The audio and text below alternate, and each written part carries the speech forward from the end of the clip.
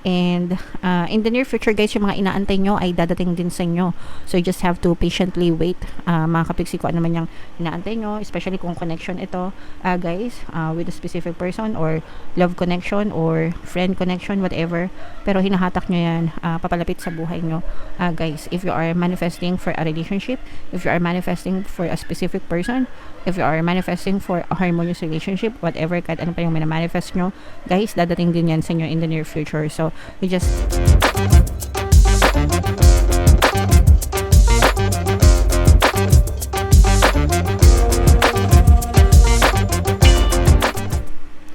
hello guys, hello Cancer, welcome back to Pinoy Pixie Tarot. Ang pamagat ng episode natin for tonight is Story Mo Ba To? Ito ay isang timeless reading mga kapiksi para sa Cancer, Sun, Moon, Rising, Sign, and Venus. Sa reading na to guys, titingnan natin where you are right now, mga potential and challenges nyo, what you need to focus on, your past, present, future energy, mga suggested approach guys, and yung potential future ng story nyo. So, shuffle ko yung cards guys, hanapin ko yung energy ng Cancer. Ito guys. So, Cancer, kayo ay represent ng King of Cups sa ating spread. Kung ano na lang yung makaresonate guys, take that message kasi hindi lahat ng message ay mag-resonate. And by the way mga kapiksi, sa mga naghahanap ng mga pampaswerte, bracelets, pagpa-attract ng swerte mga kapiksi crystals, check nyo yung description sa video na to. Nagtag ako ng mga products, Citrine and Aventurine talaga guys yung pinaka the best sa pag-attract ng kaperahan sa buhay. So check nyo yan guys. So where you are right now mga kapiksi, maganda ang puso nyo, no? Masaya, punong-puno ng pag-ibig yung inyong puso. For some of you, merong nagpapa-inspire sa inyo, pwedeng partner or specific person. Pwede rin naman na parang merong kayong secret admirer, o kaya naman kayo ay may crush sa ibang tao mga kapiksi. Pero yung inyong nararamdaman, regardless kung ikaw yung pinapakitaan ng pag-ibig or ikaw yung nagpapakita ng pag-ibig mga kapiksi, ang puso mo ay punong-puno ng pag-ibig ngayong panahon na to guys. For some of you, parang nagkakaroon din ng magandang connection between you and that person mga kapiksi. Okay? So, potential, wow, this is more on potential mga kapiksi kasi this time around Cancer, suswertein kayo sa pag-ibig guys. So, this is more on love, relationship or connection. Pwede rin na connection with other people surrounding you, not necessarily pag-ibig, no? Pero, let's say for example, friends, connection, network, no? Parang suswertein kayo. But, regardless kahit platonic pa yan or romantic relationship guys, nagiging maswerte kayo sa connection nyo sa ibang tao mga kapiksi. Kaya masaya yung puso nyo. You are being surrounded with happy people, mga tao na nagpapakita ng pagmamahal sa inyo, ng pagpapahalaga, and yeah, punong-puno ng kasiyahan ng inyong puso. Ayan, no? So, what you need to focus on, guys, is mag-enjoy lang kayo being surrounded with these happy people, mga kapiksi. Importante na sinusurround natin or pinapalibutan natin yung sarili natin, guys, ng mga tamang tao, no? Yung mga tao na like-minded, kagaya natin, yung nagsusuportahan sa isa't isa, nagbibigay ng inspirasyon sa isa't isa, mga kapiksi.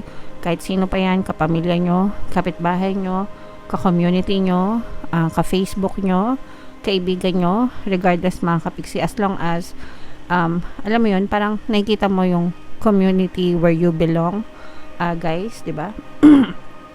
Masarap sa pakiramdam na napapalibutan kayo ng mga mapagmahal na tao, mababait na mga tao, masisipag na mga tao, mga inspiradong tao, di ba? Para yun din yung energy na napipick up mo sa surroundings mo, sa quantum bubble mo, mga kapiksi, okay? And in your recent past, mga kapiksi, meron kang mga gustong gawin, no? Passion mo, sa dibdib mo, sa puso mo. Kumbaga yung mga desire, no? Mga burning desire sa puso niya, mga kapiksi. So, pwedeng yung mga burning desire mo, kaka-research mo dun sa mga burning desire mo, kaya mo nakilala itong mga tao na to sa paligid mo, mga kapiksi. Okay? So, parang like-minded people sila, and pwedeng sila din yung mga nagbigay ng inspiration sa inyo, guys. And yung greatest strength mo, mga kapiksi, is marami kang alam at saka hindi ka takot na matuto, guys. Hindi ka, kumbaga parang mahilig kang mag-aral, mahilig kang matuto, mahilig kang magsaliksik, mahilig kang makialam. Mahilig kang parang gusto mo na palaging meron kang mga bagong bagay na natututunan, mga kapiksi, mga discoveries, okay? Even sa sarili mo, no? Parang meron din kayong mga natututunan sa sarili nyo, guys, no? Kumbaga parang nadi-discover mo sa sarili mo na magaling ka pala sa ganito, magaling ka pala sa ganyan, gusto mo pala yung ganito, gusto mo palang ganyan, yun. So, in short, hindi kayo nasasatisfy sa kung ano lang yung meron kayo, but gutom kayo sa mga kaalaman, which is makakatulong sa inyo para lalo pa kayong umunlad at umasen sa mga kapiksi. And in the near future, guys, yung mga inaantay nyo ay dadating din sa inyo. So you just have to patiently wait, mga kapiksi, kung ano man yung inaantay nyo, especially kung connection ito, guys, with a specific person, or love connection, or friend connection, whatever.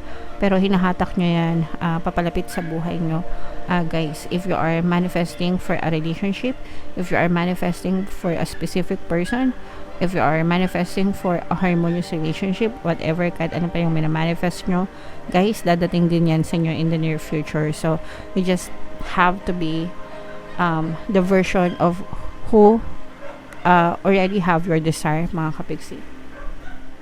So, ibig sabihin, i-anticipate nyo na yung pagdating yan, kasi dadating din yan sa inyo, guys, no? Especially if nagmamanifest talaga kayo ng relationship, mga kapiksi.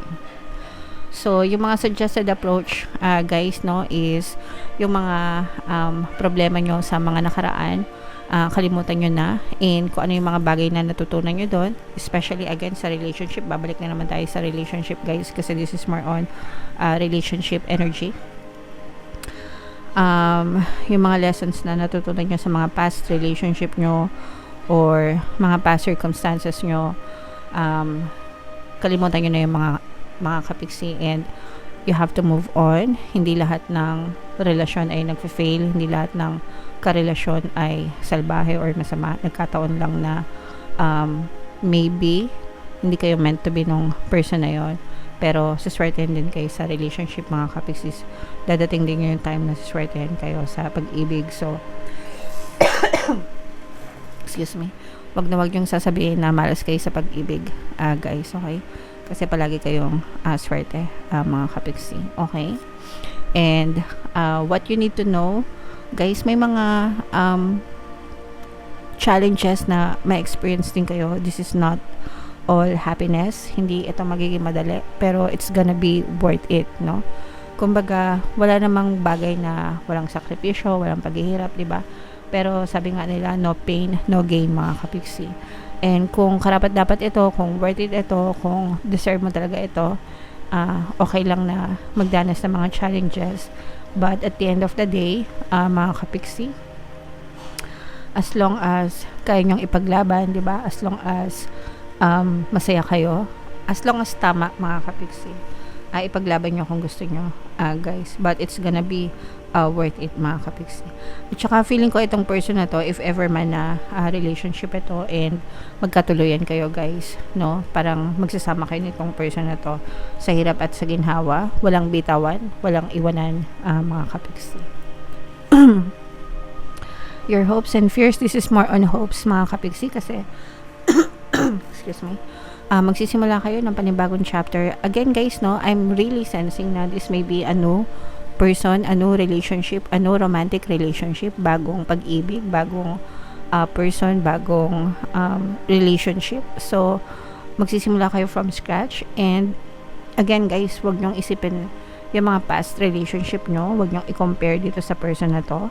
And ang kining nyo na talagang suswertein kayo sa pag-ibig, because you are, no, you are definitely lucky in love, Cancer. So, ang kining nyo na yan, Huwag nyo nang hayaan na magdusa kayo mga kapiksi sa relationship. Okay? And kasabay nito ay ang inyong healing mga kapiksi. Actually, itong person na to, magdadala siya ng healing sa inyo guys. Magiging bahagi siya ng healing process mo para makalimutan mo yung mga traumatic experience mo sa iyong past love, past lover, past relationship mga kapiksi. And kasabay ng pagsisimula nitong bagong relationship na to, feeling ko sabay kayo mag-heal mga kapiksi. And mas lalo pang magiging romantic yung relationship nyo habang nag-heal kayo. For some of you, I'm sensing na this can be a twin flame energy whereas your souls are being healed. Mga kapiksi, kasi yun talaga yung purpose ng twin flame, yung mag-heal yung bawat isa guys together. Okay? So, yeah, i-mind nyo na yung twin flame connection na yan. Itong swerte sa pag-ibig, bagong simula, harmonious relationship, healing. Yan. So, i-mind nyo na yan guys sa comment section and comment down below if naka-resonate kayo guys. So, bunot lang tayo ng isa pang card para sa inyong additional message. Shuffle ko to guys. Habang sinashuffle ko to, panoorin nyo muna yung video natin regarding sa ating paano mag-manifest ng abundance video course. Kapiksi, sawa ka na ba sa mga struggles at hirap sa buhay mo? Masipag ka ba at masikap sa buhay ngunit hindi ka pa rin umaasenso? Ilang beses ka na bang nag-attempt magnegosyo at mag-invest pero palagi ka pa rin nalulugi? Sa pagkakataon na ito ay maaaring may subconscious beliefs ka na nagiging balakid sa iyong pag-unlad at pagyaman. Introducing, paano mag-manifest ng abundance video course. Dito ay matututunan mong ma-overcome ang mga balakid mo para tuluyan ka ng umunlad, umasenso, sumagana, maging matagumpay, successful at maswerte sa iyong kabuhayan, pera, trabaho, negosyo sa lapi at kaperahan ng bonggang-bongga. Dali, mag-send na ng email sa pinoypixie@gmail.com at simulan na ang iyong pagyaman ngayon. Alright, so sa lahat ng gusto mag-avail ng course guys, naka-flash sa screen nyo. Una, meron tayong paano mag-manifest ng abundance video course. Meron din tayong paano mawala ang third party at magkaroon ng harmonious na relationship. And meron din tayong paano pabalikin si ex, revise breakup. So sa mga interesado guys, mag-send lang kayo ng email sa pinoypixie@gmail.com. So bunot lang tayo ng additional card para sa inyong additional message guys. Self-respect, ito ay napaka-importante mga kapiksi, especially kung nagkakaroon kayo ng panibagong relationship or nagtatry kayo ng magkaroon ng another relationship mga kapiksi, yung respeto at pagmamahal sa sarili, no? So, bago natin yan hanapin sa ibang tao, dapat binibigay muna natin yan sa sarili natin. And if you love yourself and you respect yourself, mamahalin at irerespeto ka rin ng iyong partner o specific person. So, wag na wag nyo tong kalimutan. Guys, kailangan alam mo yung value mo, alam mo yung worth mo, alam mo yung halaga mo. Wag mong hahayaan na abusuhin ka, saktan ka, apak-apakan ka ng person mo or kahit sinong tao dahil hindi mo deserve yon. Okay? Alright. So, comment down below guys if naka-resonate kayo for more tarot readings mga kapiksi.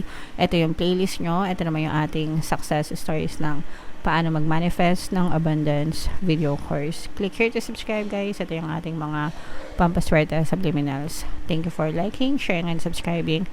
See you next time. I love you all. Have a nice day. Bye-bye.